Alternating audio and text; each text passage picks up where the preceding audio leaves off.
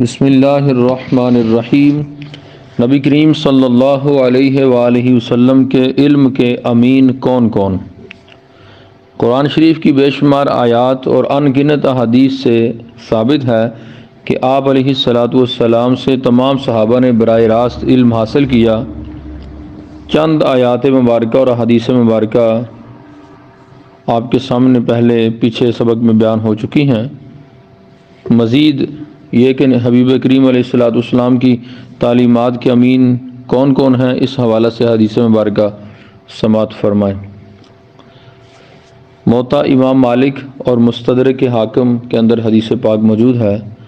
امام مالک بن انس نے مرسلاً روایت کیا ہے کہ رسول اللہ صلی اللہ علیہ وآلہ وسلم نے فرمایا، میں تم میں دو چیزیں چھوڑ رہا ہوں، جب تک ان سے چمٹے رہو گے ہرگز گمراہ نہ ہوگے، اللہ کی کتاب اور اس کے نبی کی سنت۔ دوسری حدیث مبارکہ سماعت فرمائیں۔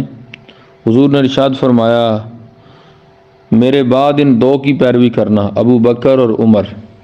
یہ ترمذی شریف کی حدیث پاک ہے۔ اس حدیث کے اگلے الفاظ یہ بھی ہیں کہ عمار سے ہدایت حاصل کرو اور جو تمہیں ابن مسعود حدیث بیان کرے اسے سچ مانو۔ یہ حدیث پاک ترمذی شریف کے اندر موجود ہے۔ اگلی حدیث پاک یہ ہے، تم میں سے جو میرے بعد زندہ رہا وہ جلد ہی بہت زیادہ اختلافات دیکھے گا، تم پر لازم ہے کہ میری سنت اور میرے ہدایت یافتہ خلفائے راشدین کی سنت پر عمل کرو، اس کے ساتھ چمٹے رہو اور اس سے مضبوطی سے پکڑے رکھو۔ نئے کاموں سے بچ کے رہنا، ہر نئی چیز بدعت ہے اور ہر بدعت گمراہی ہے۔ مسند احمد، ابو داؤد، ترمذی، ابن ماجہ کے اندر یہ سند صحیح کے ساتھ موجود ہے۔ اگلی حدیث پاک سماعت فرمائیں۔ میں تم میں وہ کچھ چھوڑے جا رہا ہوں کہ اگر تم اسے پکڑے رکھو گے تو کبھی گمراہ نہیں ہوگے، اللہ کی کتاب اور میری اطرت یعنی میرے اہل بیت۔ یہ حدیث پاک بھی ترمذی شریف کے اندر موجود ہے۔ رسول اللہ صلی اللہ علیہ وآلہ وسلم نے اپنا سر مبارک آسمان کی طرف اٹھایا۔ آپ صلی اللہ علیہ وآلہ وسلم کثرت سے اپنا سر مبارک آسمان کی طرف اٹھایا کرتے تھے تو فرمایا، ستارے آسمان کے لیے امان ہیں، جب ستاروں کا نکلنا بند ہو جائے گا تو پھر آسمان پر وہی آ جائے گا جس کا وعدہ کیا گیا یعنی قیامت، اور میں اپنے صحابہ کے لیے امان ہوں، تو جب میں چلا جاؤں گا تو میرے صحابہ پر وہ فتنے آئیں گے جن سے ڈرایا گیا ہے، اور میرے صحابہ میری امت کے لیے امان ہیں، تو جب میرے صحابہ چلے جائیں گے تو میری امت پر وہ فتنے آن پڑیں گے کہ جن سے ڈرایا جاتا ہے۔ یہ حدیث پاک مسلم شریف کے اندر موجود ہے۔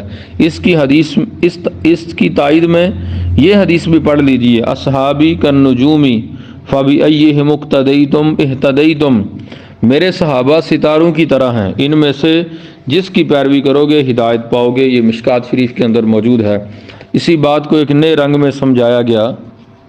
حضرت عبداللہ بن عمرو رضی اللہ تعالیٰ عنہ روایت کرتے ہیں کہ رسول اللہ صلی اللہ علیہ وآلہ وسلم نے فرمایا، میری امت پر وہی وقت آئے گا جس طرح بنی اسرائیل پر آیا تھا، قدم بقدم، حتیٰ کہ اگر ان میں سے کوئی ایسا شخص تھا جو اپنی ماں کے ساتھ اعلانیہ کیا تھا تو میری امت میں بھی ایسا ہوگا جو اسی طرح کرے گا۔ بنی اسرائیل 72 فرقوں میں تقسیم ہوئے تھے اور میری امت 73 فرقوں میں تقسیم ہوگی، ان میں سے ہر ایک جہنمی ہوگا سوائے ایک ملت کے۔ صحابہ نے عرض کیا، یا رسول اللہ وہ کون لوگ ہوں گے؟ فرمایا، جس طریقے پر میں ہوں اور میرے صحابہ ہیں۔ یہ حدیث پاک ترمذی شریف کے اندر موجود ہے۔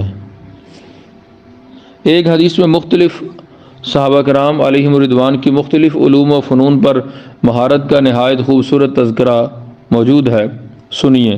ترمذی اور ابن ماجہ کے اندر موجود ہے۔ سرکار نے فرمایا، میری امت میں سے اس پر سب سے زیادہ مہربان ابو بکر ہے، اللہ کے معاملے میں سب سے زیادہ سخت عمر ہے، سب سے زیادہ حیا والا عثمان ہے، سب سے بڑا قاری ابی بن کعب ہے،